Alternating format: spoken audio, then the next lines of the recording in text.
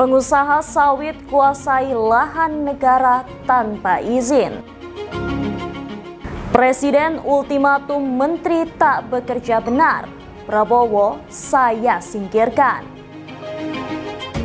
Universitas Hamline Amerika Serikat dikritik karena mengeluarkan profesor yang tunjukkan gambar Nabi Muhammad SAW.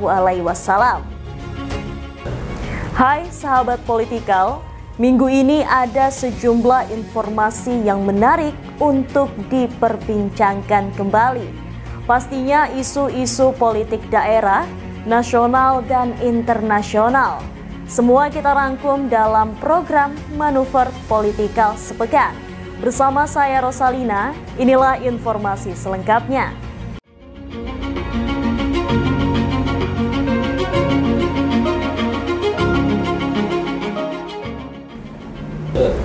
Sejumlah perusahaan di 12 provinsi lakukan penyerobotan lahan sawit milik negara. Menteri Agraria dan Tata Ruang Kepala Badan Pertanahan Nasional atau ATR BPN, Nusron Wahid mengungkap adanya ketidaksesuaian dalam penguasaan lahan. Berikut ulasan selengkapnya. Menteri Agama dan Tata Ruang atau Kepala Badan Pertanahan Nasional atau ATR atau BPN, Nusron Wahid, mengungkapkan adanya penyerobotan lahan sawit oleh pengusaha yang menguasai lahan milik negara. Beberapa pengusaha sawit, kata Nusron, bahkan tidak memiliki surat hak guna usaha atau SHGU dan sertifikat hak milik atau SHM.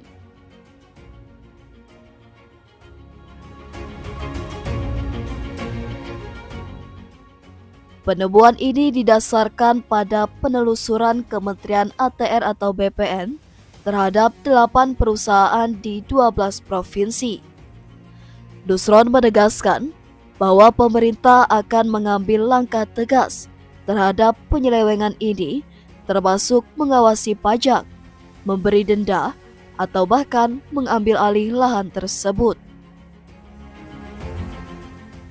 Nusron juga mengungkapkan bahwa sebanyak 194 perusahaan pemilik izin usaha perkebunan atau IUP kelapa sawit dengan total luas lahan 1.081.022 hektar belum mengajukan hak atas tanah atau HAT per Januari 2025. Kasus ini akan ditangani oleh Satuan Tugas atau Satgas Kelapa Sawit yang dipimpin oleh Kementerian Pertanahan dan Kejaksaan Agung.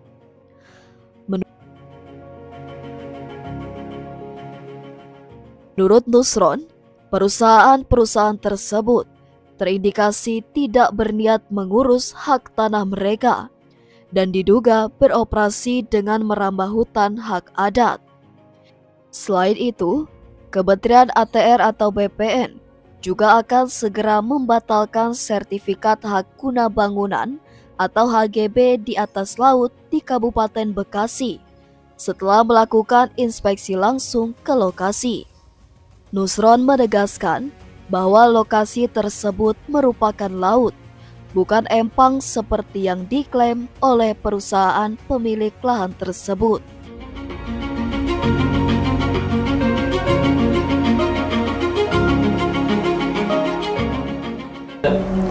Isu reshuffle atau kocok ulang kabinet merah putih usai 100 hari kerja nampaknya benar-benar akan terjadi.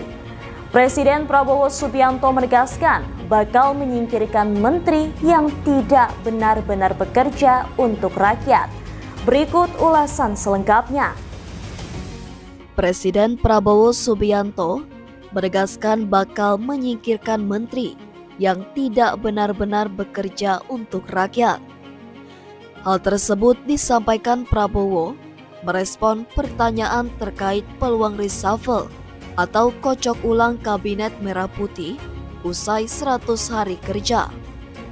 Jadi begini, kita ingin rakyat menuntut pemerintah yang bersih, yang benar, yang bekerja dengan benar.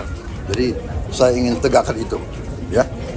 Jadi kepentingan hanya untuk bangsa rakyat, tidak ada kepentingan lain. Yang tidak mau bekerja benar-benar untuk rakyat, ya saya akan singkirkan. Prabowo tak menjawab tegas apakah reshuffle akan dilakukan dalam waktu dekat.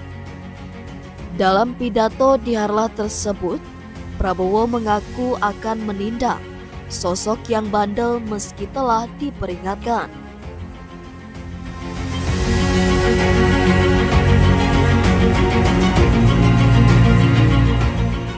Tak hanya itu, Prabowo juga memberi peringatan agar seluruh aparat untuk membersihkan diri sebelum dibersihkan.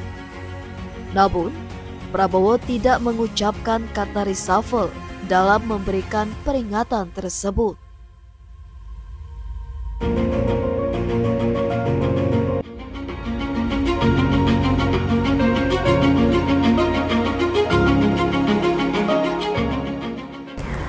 Seorang mahasiswa dari Universitas Hamline di Minnesota protes kepada seorang profesor di Amerika Serikat bernama Erika Lopez Prater karena menunjukkan gambar Nabi Muhammad SAW di kelas.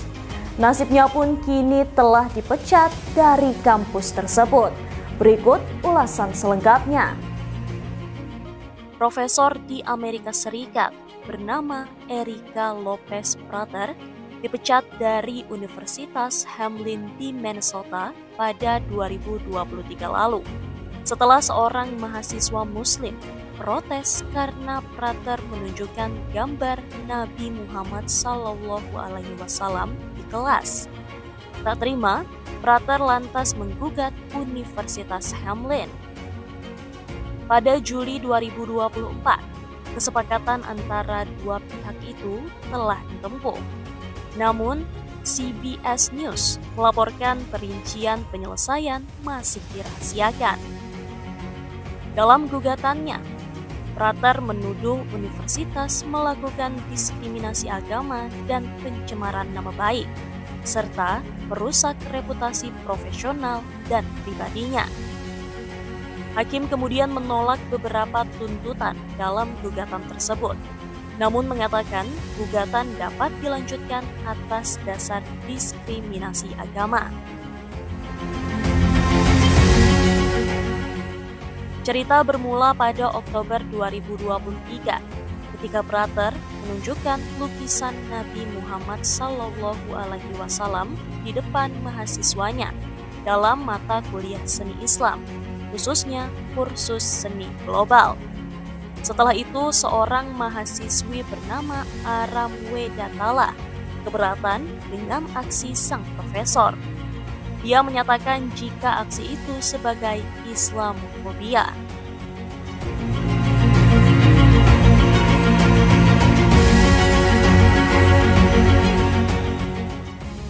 Bagi umat Islam sendiri, penggambaran Nabi Muhammad dilarang keras. Aksi tersebut dipandang sebagai pelanggaran iman. Tak butuh waktu lama, Universitas Hamline juga langsung mengeluarkan tindakan keras atas Prater. Kampus tersebut memutuskan untuk tidak memperpanjang kontrak sang profesor. Namun, Prater balik menggugat Universitas Hamline.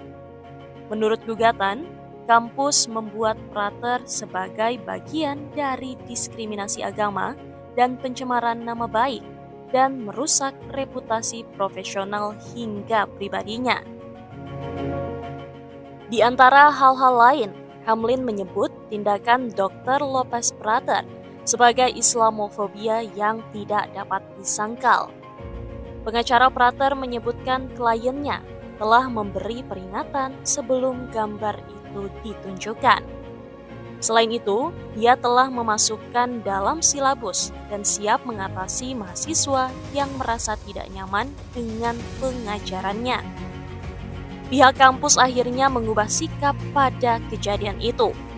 Presiden Universitas Hamline, Finance Miller, dan Ketua Dewan Pengawas, Ellen Waters, mengatakan meninjau dan memeriksa kembali tindakan yang diambil kampus. Itu tadi 3 berita politik menarik minggu ini. Ingat, politik adalah kegiatan suatu bangsa yang bertujuan untuk membuat, mempertahankan, dan mengamandemenkan peraturan-peraturan umum yang mengatur kehidupannya, yang berarti tidak dapat terlepas dari gejala konflik dan kerjasama, kata Andrew Haywood. Terima kasih, sampai jumpa minggu depan.